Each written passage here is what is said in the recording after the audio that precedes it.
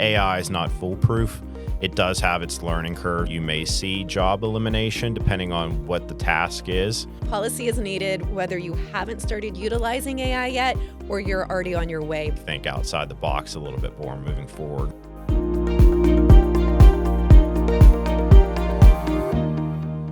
Chris Kreutzer, welcome back to the podcast. It's great to have you back, and we're going to be talking about AI today. Lots of different topics to cover, but really want to dig in and start with the different platforms. There are so many different platforms organizations can be using. Help us understand what they need to be considering. There's different components with the types of AI in use. Some open platforms that do allow for more learning capabilities, where the more customizable ones maybe fit more to your organization, but may have a little bit more tailoring involved and have a little bit bigger learning curve associated with it. Some of the applications that are common out there in terms of generative AI, which is probably the more common AI solution at this point in time, is ChatGPT, Gemini through Google, and then Copilot from Microsoft. With these, each of these things have their benefits with them. I wouldn't say anything has any weaknesses at this point in time. With Copilot, since I would say that's probably the most common right now being investigated by most people I talk to, it's basically integrated with your Microsoft platform. So different applications used for that. It has the best benefit from that. So with it from an open perspective, it will have some advantages for you in that anything you do within a Word document, potentially a PDF or like an Excel spreadsheet, it can summarize that data for you in a quick, concise manner and give you some quick feedback on different things associated with those different applications. More easily integrated is what it seems if you're already using the product. Absolutely. Whereas you look at other platforms like Google with their Gemini solution, they do have opportunities available in that you can basically run a Google search and everything that's available on the internet from that standpoint. From an open forum perspective, it can give you a quick, concise answer on anything you're looking for. So it'll comb the different websites and put together a quick thought for you, which does allow for efficiency and convenience. Other solutions like OpenAI, ChatGPT, they are more open-ended. They allow more deep thought, longer project, open-ended type different technologies there that give you the opportunity to expand upon bigger pieces there, where it may not be strictly business use. You may have more privatized stuff or stuff you do in your personal life. Even basic things I've seen on the internet with different stuff like this is AI artists that have emerged with creative music that has appeared because of platforms like that. The other side of AI, which is more the adaptive and forward moving, is the agentic side. So this is more the automated workflow side of AI. This allows companies to move forward with projects and setting goals, different components that allow you as an organization to kind of move forward without as much input into your environment. So that way you can have these solutions basically make their decisions on themselves with some guidance. So you're putting some data into it, giving it the framework then by which you want it to decide and help guide different things. Correct. The different pieces which you'll see between those two types of AI solutions, between the generative and the agentic side, is there's more manual input, more steps, controls along the way with the generative AI that require you to do something as a individual in terms of pushing the technology forward or your solution, whatever you're looking for. So I'll go through a simple piece of it. Is like for any company, you have a training catalog that you may be looking for your employees to implement. With a generative AI solution, you can ask for it to give you the feedback and put it together, and you can evaluate it. And before you make the next step, you can make the determination, is this what we want? Whereas an agentic solution, you can move forward, and that solution itself will do the opining and will make the determination what it thinks is the best course of action from there. So it may take a few more steps with the generative, but sometimes it's better too with it. So they each have their pros and cons in terms of what you can do with those type of solutions. That's great insight. Thanks for sharing the difference between the two and some things to consider with that. So then it kind of leads into one of the commonly asked questions and things being, that I see and hear about, is AI taking my job? Is it changing my job? How it's affecting organizations from that standpoint and kind of their structure. What are your thoughts on that? Yeah, so for the time being, at least, it's going to change people's jobs. There may be a small amount of job reduction with AI at this point in time, but AI is not foolproof. It does have its learning curve. So as you go through utilizing AI, it's built off of a large language module, which is a background component for both sides of it. And it talks basically in human speak, so you can give it simple commands and run different pieces with that. So as you do it, it's kind of a give and take with learning, and AI is adapting with the more background it gets and the different inputs it's available to it. But it's going to change people's jobs for the foreseeable future. There is case-by-case basis over time where you may see job elimination depending on what the task is. I don't think it's going to completely erase, 60% of the population's jobs. I don't think we're at any point like that, but it's definitely going to cause different components where you may have been doing a manual review of something previously. Now your AI solution from an agentic basis may automate that process for you, but you're still going to have to review the results, the same thing the AI produces, but then you're going to have to do like a configuration review of your AI and other audits of your AI solution to make sure it's pulling complete, accurate data and it's running the code that's expected accurately. So it will change the way processes are done for employees and will require them to really think outside the box a little bit more moving forward. That kind of makes me think of some of the other types of audits that are done in our various different types of organizations, and looking at it from the AI perspective and making sure you have kind of the checks and balances. Just that seems like that's great insight on that as well. So that also makes me start wondering about, for organizations setting up, or even maybe some of those that are utilizing AI already, most are to some degree, I would think, by this point, but at what point do you need to make sure you have parameters in place? So like a policy comes to mind. When does that need to be implemented? Yeah, so I think at any point you can implement a policy, and I think it's very important in general to implement a policy, whether you currently have an AI solution you're using in your production environment or not, just because you may have employees who start out with something simple like Copilot where they can summarize information and they say, this is great, but that's more of a contained environment to your office environment, and there's not a public forum component of it where data is accessible through the internet. Over time, curiosity can change because people, get curious and they go, I can do this. What else can I do with AI?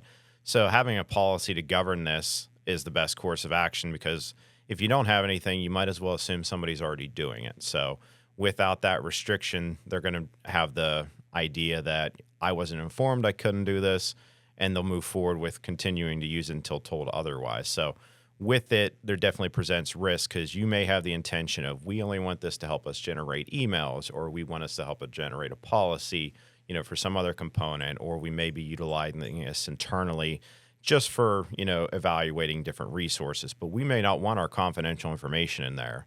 Probably not. Yeah. Not if it's an open model, right? And that's the next step, is ensuring that you don't have access to this. So beyond just utilizing the AI component of it, you need other security controls, obviously, to restrict access. Most of these are application-based.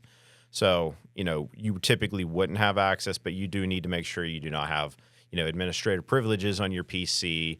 You don't have access to public websites that you can input data into chat bots and upload files that you wouldn't want access there, and then find out 6 months later, that site that you're looking at's been compromised, and now you have to investigate what all has been uploaded within there and what type of risk does this pose to our company, and what action steps do we need to do from there, because that's going to change the dynamic quite a bit.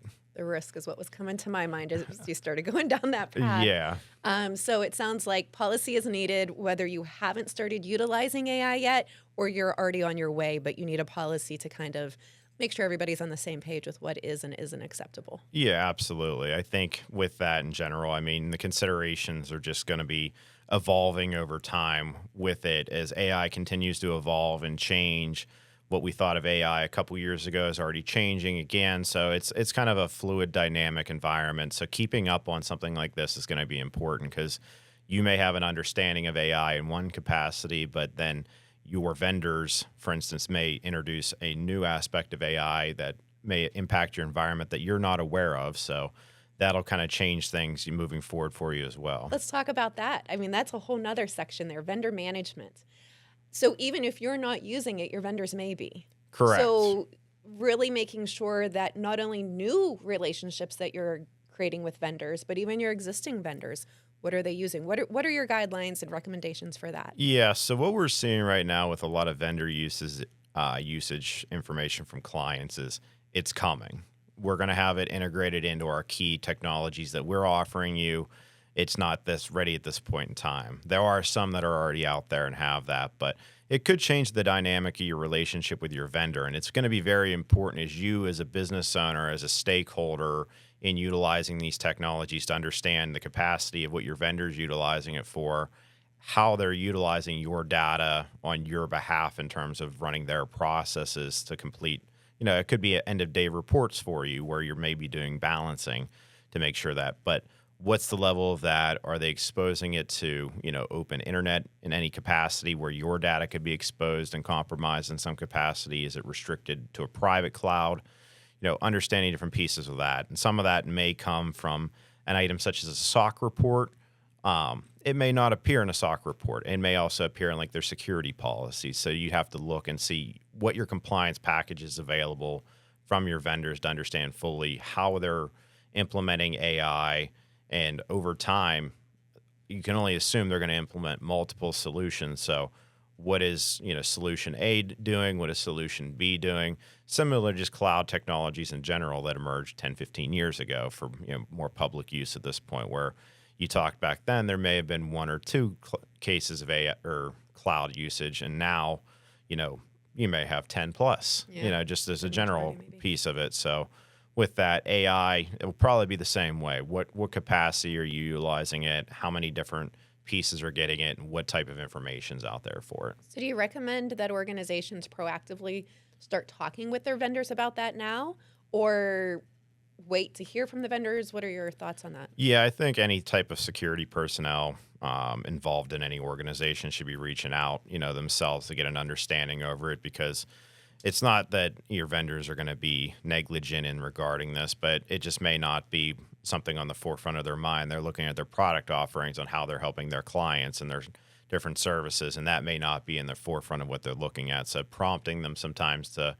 spark that conversation is kind of the way to go. And then they may not know, so they may need to speak to somebody else in their organization to get that information you need for you. So I look at anything, I think as I told you last time I talked to you, with your organization, your data, your information, your risk.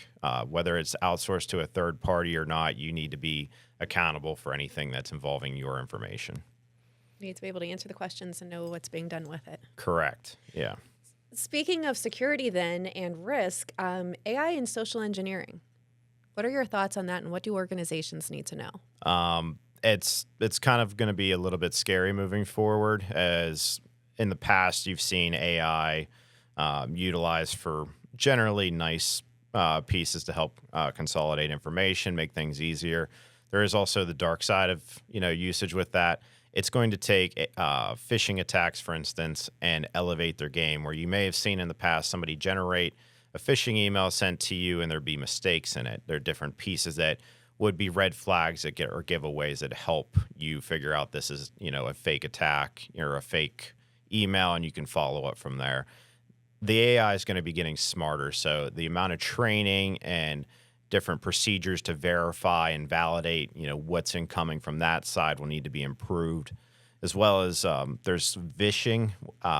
It's more of phone attacks. So a common one that I've seen in the past that I think could be elevated over time is, the president sending a request to the controller to send out a wire transfer on their behalf to a company to the specific instance. But now that AI is out there, it can grab people's voices and utilize that and make them sound exactly like the person or very close at this point in time. There may be a small indicator here or there too, but it's going to continue to get more intelligent. So those validation procedures are going to need to be reinforced, and you're going to have other security controls in general.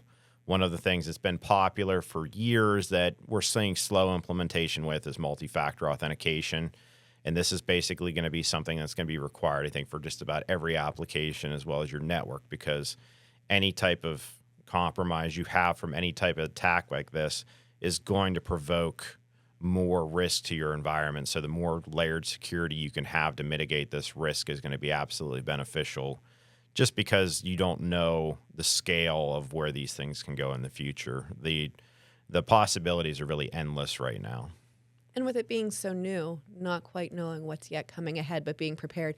I really appreciate your suggestion of having like those validation controls to make sure that they're in place before the calls start coming in and employees are well trained on that. Yeah, absolutely. I mean, it goes back to some of the basic things over time. If you get directed to a website and we'll say Amazon, make sure it's, actually Amazon by navigating to the URL yourself.